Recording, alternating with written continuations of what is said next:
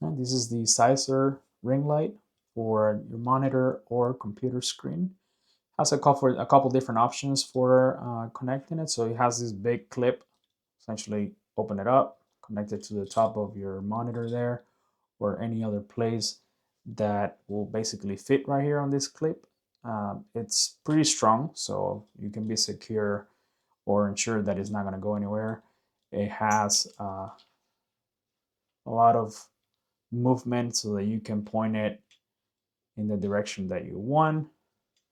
Very nice. And it is very powerful. So it brings this little control here where you can essentially, of course, turn it off, turn it back on, and you can change the temperature of your lighting. So if you want a cooler lighting, you can, that's where it's at right now. And then if you start pressing this button right here, then it starts going to a warmer light if that is what you're going for on your scene. So especially if you're like on, phone calls like we all are these days, on the computer, blogging, streaming, anything like that where you need a little bit of more lighting, this is a great option. So this is at the lowest setting of the light. If I start turning this up on this button right here, you can see that it gets very, very bright.